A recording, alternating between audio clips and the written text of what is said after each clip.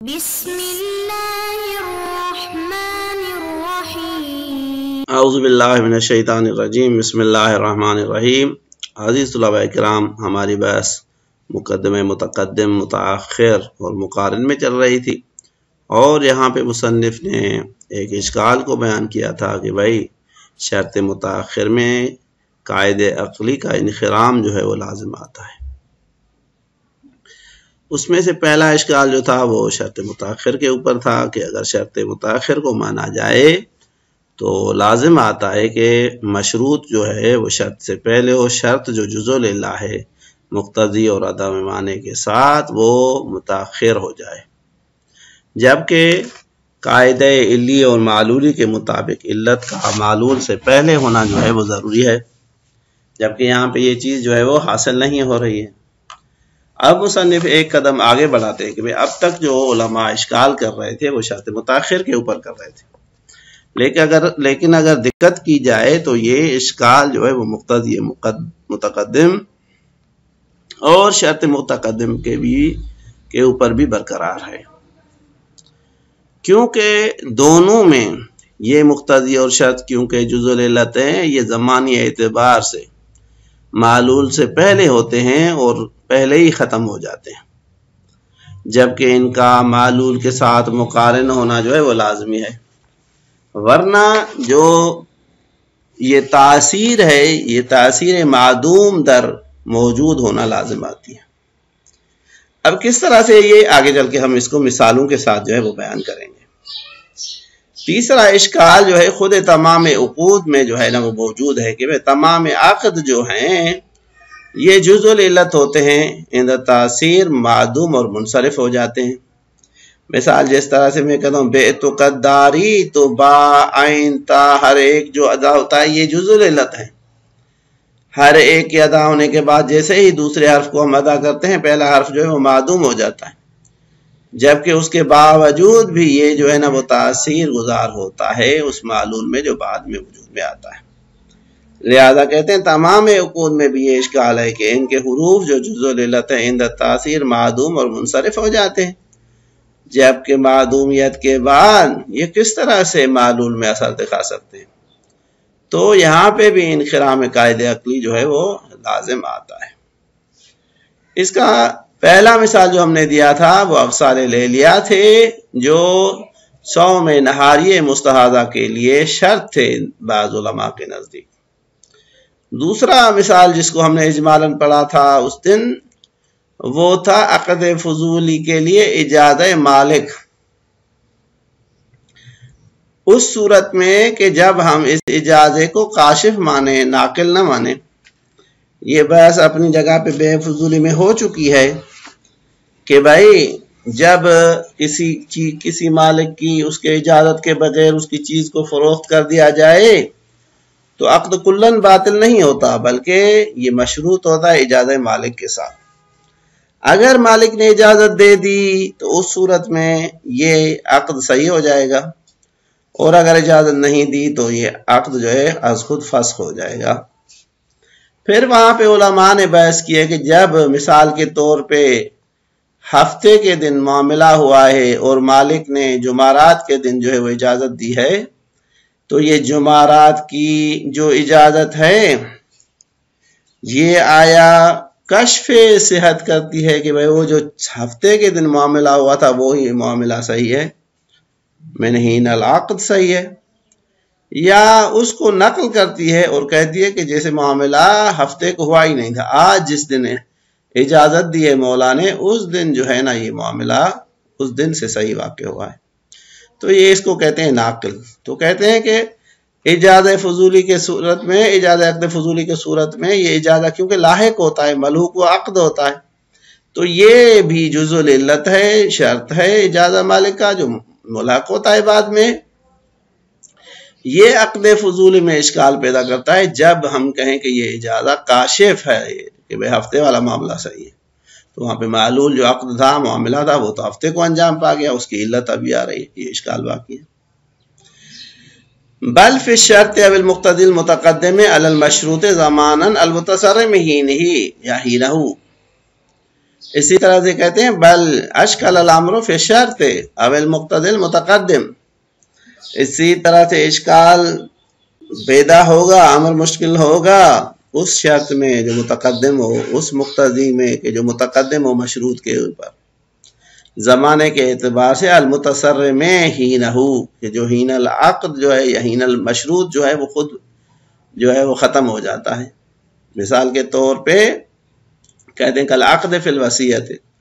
عقد فی الوصیت، بھائی آدمی مرتے ہوئے کہے کہ میں بھائی یہ چیز جو ہے فلاں کو میرے مرنے کے بعد یہ چیز فلاں کو دے دی جائے۔ اب اگرچہ یہ حتمی معاملہ نہیں ہے لیکن مقتضی کے حد تک یہ عقد جو ہے وہ مقتضی ہے کہ یہ چیز اس کے ملکیت بن جائے، ملکیت کے لیے مقتضی ہے۔ ابھی مقتضی متقدم جب یہ منتقل ہوگی اس وقت تک تو یہ خود نہیں رہے گا، ختم ہو جائے گا۔ تو یہ مقتضی متقدم کس طرح سے اس معلول متاخر یا مشروط متاخر میں اثر دکھاتا ہے۔ اسی طرح سے کہتے ہیں بھائی بیع صرف میں کہ جہاں پہ عقد ہو گیا، نقدین کے معاملے میں شرط ہوتا بھائی تقابل فی المجلس بھی ہو، دیگر شرائط بھی جو اپنی جگہ پہ موجود ہیں، تو جب تک وہ مجلس میں بیٹھے ہوئے عقد ہو گیا ہے، مثال کے طور پہ 10 بجے جو ہے نا وہ انہوں نے معاملے کو انجام دیا ہے اور ملکیت جو حاصل ہو رہی قطعی ہو رہی ہے وہ ہو جاتی ہے 12 بجے جب وہ اٹھتے ہیں مثال کے طور پہ، تو یہ عقد جو ہے یہ مقتضی کی حد تک اثر رکھتا ہے، یہ پہلے ہو چکا ہے۔ تو یہ کس طرح سے وہ بعد میں آنے والے امر جو ہے، بعد میں آنے والی جو ملکیت ہے اس میں جو اثر دکھائے گا جبکہ یہ پہلے سے ختم ہو چکا ہے۔ اسی طرح سے بیع سلم میں جو پیش فروش ہوتی ہے کہ بھائی ابھی میں آپ کو سمن دے دیتا ہوں 10 بوریوں کا گندم کی، آپ جب موسم آئے تو مجھے 10 بوریاں جو ہے گندم کی دیں گے، یا کسی طرح سے دیگر اجناس کہ جہاں پہ سمن پہلے دیا جاتا ہے اور جنس جو ہے وہ بعد میں لی جاتی ہے۔ تو وہ عقد قبلی جو ہے وہ بعد والے معاملے کے لیے یہ شرط متقدم یا بالفاظ دیگر مقتضی متقدم بھی ہے۔ تو شرط متقدم اور شرط متاخر میں بھی یہ اشکال باقی ہے۔ بل کے ذریعے سے پھر تیسرا اشکال کرتے ہیں، کہتے ہیں یہ اشکال نہ فقط شرط متقدم اور شرط متاخر میں ہوتا ہے بلکہ شرط مقارن میں بھی آپ فرض کر سکتے ہیں۔ بل فی کل عقد، ہر عقد میں بالنسبت الی غالب اجزاء، اس کے اکثر اجزاء کے بنسبت کہ تاثیر کے وقت وہ اجزاء ختم ہو جاتے ہیں، لتصرف میں آہین تاثیری،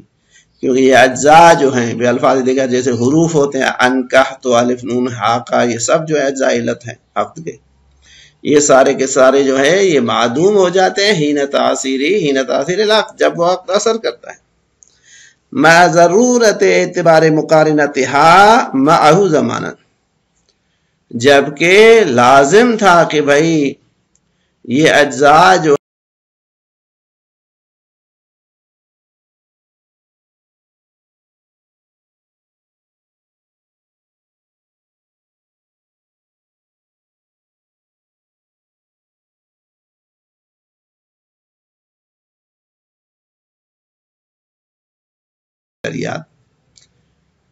تو یہ جو انخرام عقلی کا اشکال پیدا ہوتا ہے حد عقل فقط شرط متاخر کے ساتھ مخصوص نہیں ہے، شرط متاخر میں یہ اشکال منحصر نہیں ہے جیسے علماء کہتے ہیں، بلکہ یہ شرط متقدم اور شرط مقارن میں بھی اپنی جگہ پہ باقی ہے۔ لہذا کہتے ہیں کمشتہر فی الالسنہ، جس طرح سے یہ چیز جو ہے وہ زبانوں میں مشہور ہو چکی ہے کہ بھئی یہ اشکال فقط شرط متاخر میں، ایسی بات نہیں ہے، یہ شرط متقدم میں بھی ہو سکتا ہے، مقتضی متقدم میں بھی ہو سکتا ہے، حتیٰ کہ شرط مقارن میں بھی بعض صور میں ہو سکتا ہے۔ بل یعم الشرط والمقتضی المتقدمین المتصرمین حین الاثر، بلکہ یہ اشکال شرط اور مقتضی متقدم میں اور جو حین الاثر معدوم ہو جاتا ہے ان میں بھی یہ اشکال اپنی جگہ پہ برقرار ہے۔ کلی طور پہ یہ ہے کہ بھئی اشکال جو ہے وہ ثابت ہو چکا، اب جب اس اشکال کا ثابت ہونا حتمی ہو چکا ہے تو اس کا جواب جو ہے وہ کیا ہونا چاہیے؟ تو اس کے لیے مصنف کہتے ہیں کہ بھائی جواب کو ہم اس طرح سے بیان کرتے ہیں کہ پہلی بات کہ آپ شرط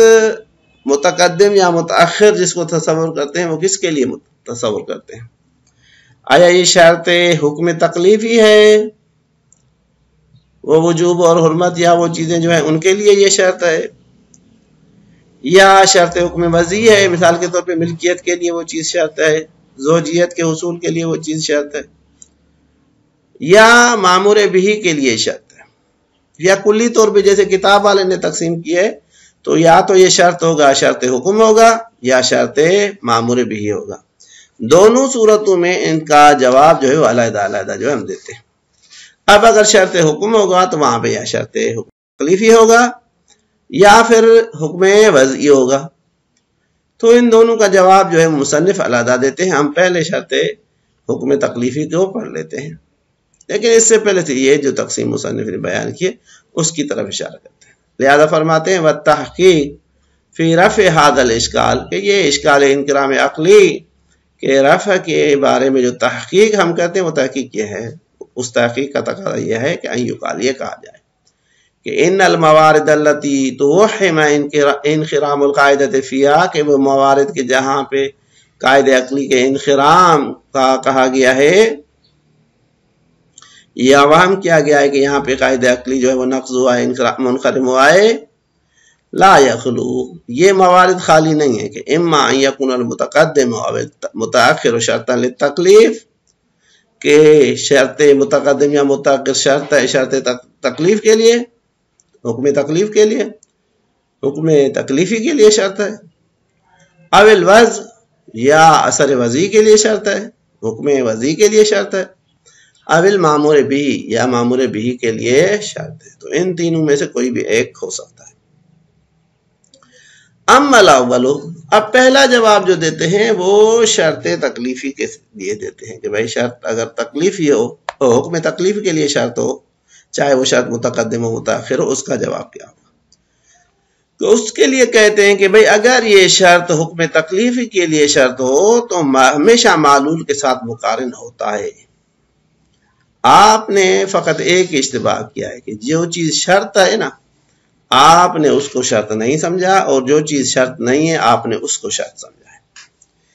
کیونکہ حکم میں جو چیز مشروط ہے یا جس کا لحاظ کرنا ضروری ہے وہ اس شرط کا وجود اور لحاظ ذہنی ہے، وجود ذہنی اور علمی شرط ہے. بے الفاظ دیگر شرط جو معتبر ہے، جس کو عنوان شرط لیا گیا ہے، وہ شرط خارجی نہیں ہے، اس کا وجود خارجی نہیں ہے، بلکہ اس کا لحاظ ذہنی اور علمی ہے جس کو شرط کیا گیا. اور یہ لحاظ ذہنی اور علمی جو ہے یہ ہمیشہ جو ہے نا وہ مشروط کے ساتھ ہوتا ہے. جس طرح سے یہ شرط مقارن میں صحیح ہے، بے الفاظ دیگر شرط مقارن میں کیونکہ یہ لحاظ موجود ہوتا ہے وہاں پہ کوئی اشکال اس سے پیدا نہیں ہوتا، اسی طرح سے شرط متقدم اور متاخر میں بھی کوئی اس سے فرق نہیں پڑتا، اس سے اشکال پیدا نہیں ہوتا. کیونکہ ان شروط کا وجود خارجی تو معتبر نہیں ہے، وجود خارجی تو اس کو تو شرط نہیں کیا گیا تاکہ آپ کہیں کہ بھئی یہ وجود خارجی متاخر ہے یا متقدم ہے. لحاظ کو شرط کیا گیا ہے، وہ لحاظ پہلے سے موجود ہے. بے الفاظ دیگر اگر مثال کے ضمن میں ہم اس کو سمجھنا چاہیں تو یہ کہیں گے کہ عامر نے جب چاہا کہ حج کے لیے حکم جاری کرے تو اس نے استطاعت کو اسی طرح سے امر بالصلاۃ کے وقت مکلف کے بلوغ اور عقل کو لحاظ کر کے اور اس کو شرط کر کے کہا ہے کہ بھائی جب یہ فعل اس سے واقع ہو تو اس وقت یہ چیز ہونا ضروری ہے. یہ نہیں کہا کہ بھائی خارج میں ابھی یہ متحقق ہو، ان کے وجود خارجی کو شرط قرار نہیں کیا بلکہ ان کے وجود ذہنی اور ملاحظہ علمی کو جو ہے نا وہ شرط قرار دیا ہے. اگر مصنف کی عبارت میں اس کو بیان کریں گے تو یوں کریں گے اما الاول، کہ اگر فرض کیا جائے کہ شرط جو ہے متقدم اور شرط متاخر جو شرط ہے حکم تکلیفی کے لیے،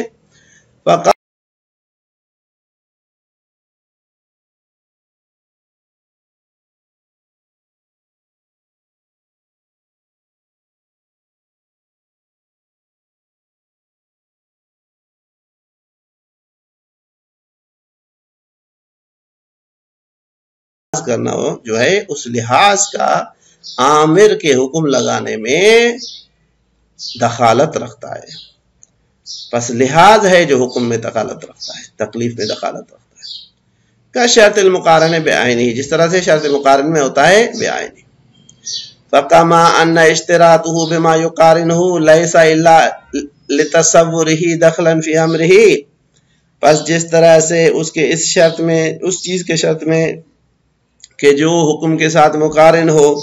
اس میں معتبر نہیں کیا جاتا، لحاظ نہیں کیا جاتا، مگر اس کے تصور کا اس کے امر میں دخل ہوتا ہے۔ بِحَيْثُ لَوْلَاهُ لَمَّا قَادَ يَحْصُلُ لَهُ الدَّاعِي إِلَى الْأَمْرِ، اس اعتبار سے کہ اگر وہ تصور نہ ہو، وہ لحاظ نہ ہو،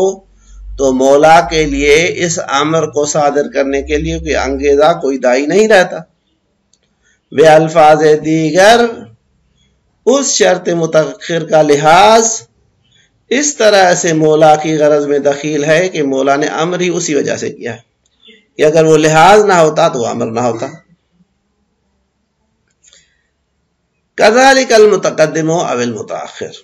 اسی طرح سے شرط متقدم اور متاخر ہیں کہ ان کے بھی لحاظ کو جو ہے معتبر کیا گیا ہے۔ وبالجملۃ، خلاصہ کلام کہتے ہیں اس طرح سے ہم کہہ سکتے ہیں کہ حیث کان الامر من الافعال الاختیاریہ،